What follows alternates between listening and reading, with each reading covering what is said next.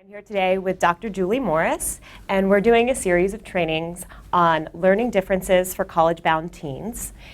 First, though, I'd like to just start with the term learning differences. I know that there's a lot of different terms that are thrown around, so can you just speak to what is the appropriate term that we should be using? Well, certainly we all have learning differences. We all have strengths, we all have challenges, we all learn differently. So I think in general conversation, the term learning difference can really refer to anybody.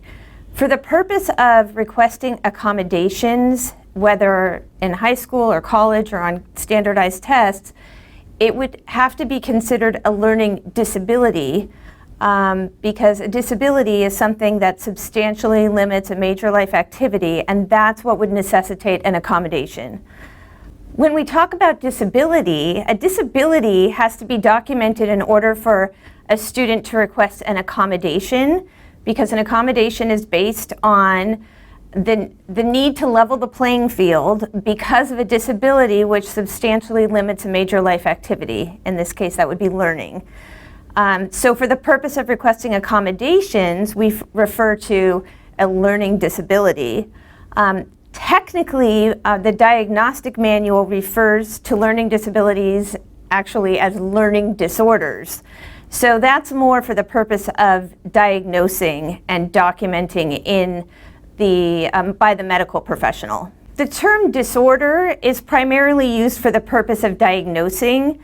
In the medical or the diagnostic manual, the term specific learning disorder is what's used. However, that's primarily for the purpose of the treatment provider, the person that's actually documenting the disability.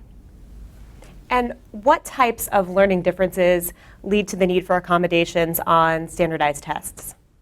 Well, there are a wide range of disabilities. So in terms of learning disabilities, a student can have a learning disability in the area of reading, based on reading fluency, reading rate, reading decoding, reading comprehension. They can have a disability in the area of written expression relating to spelling, relating to the ability to express their ideas in writing. Students can have a learning disability in the area of math.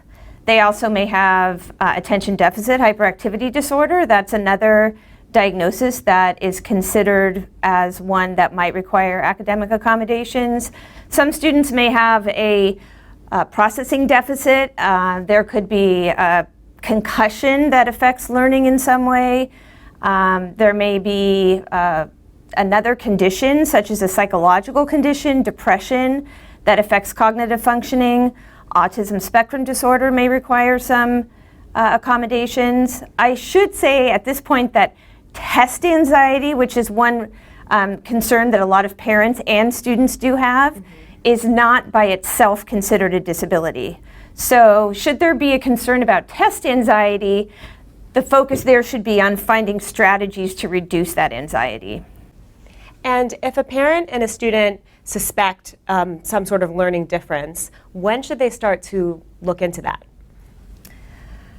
That is a really important topic because in terms of requesting accommodations for a standardized test such as the SAT or the ACT or AP exams, the people who review that documentation want to see a history. So if there's any concern about a student's learning early on, it's best to really try to identify what's going on early, as opposed to finding ways around it until they hit a wall.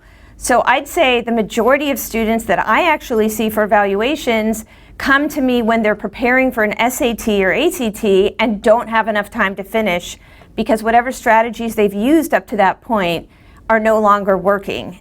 Maybe they've gone to teachers who've informally accommodated them. Maybe they've had extra tutoring.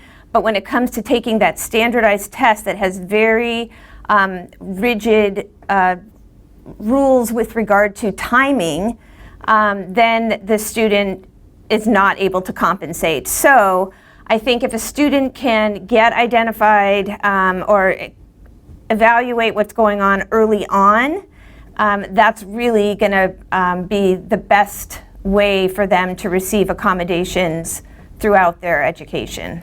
And do the SAT and ACT require any certain type of documentation related to a learning difference? Is there a time frame that they look for? The SAT and ACT both expect that a student has been receiving accommodations in school. And so there is paperwork for the school to complete that will verify that they have been receiving accommodations. For the purpose of the College Board, which puts out the SAT, a student has to have been receiving accommodations for at least 4 months. Otherwise, the school official cannot sign off on the paperwork. However, a student is welcome to submit documentation on their own, but if they're not receiving the accommodations in school, the testing agency is going to assume that a student has been able to function without the accommodations and therefore is likely to deny the request. Right. And so where can a student go to get tested for a learning difference? What are the first steps?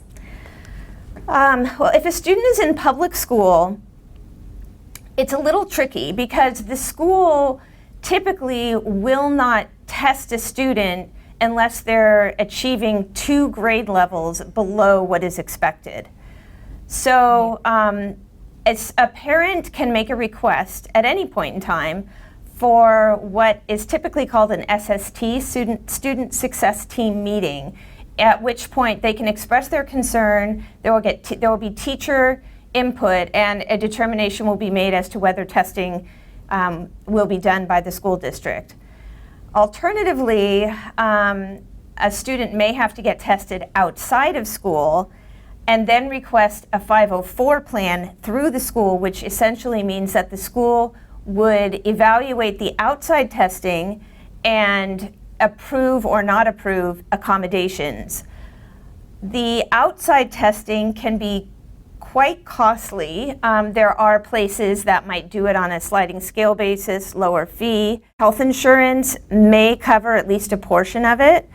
Certain disabilities, if it's a psychological disability, for example, the College Board and the ACT may not require as comprehensive an evaluation. It might be more of a history and understanding what the limitations are from the psychiatric condition.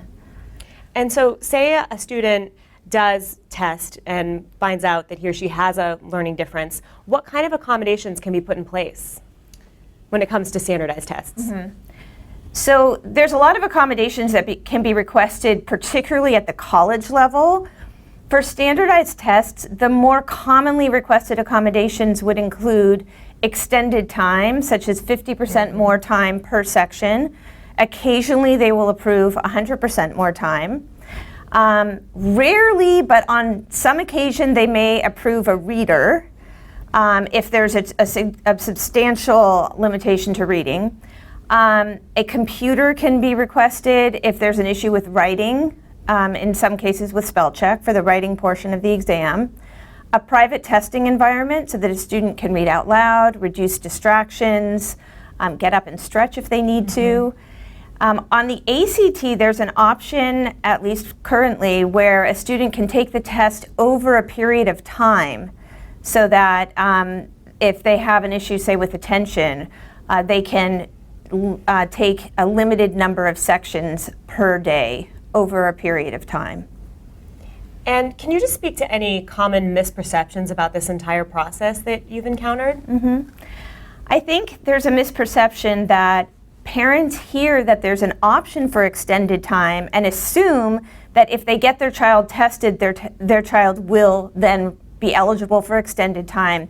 And it doesn't necessarily work like that. The report and the results of the testing have to meet certain documentation requirements and then have to be reviewed by the College Board. And they are pretty strict about what they're looking for. Sometimes it feels like there's no rhyme or reason.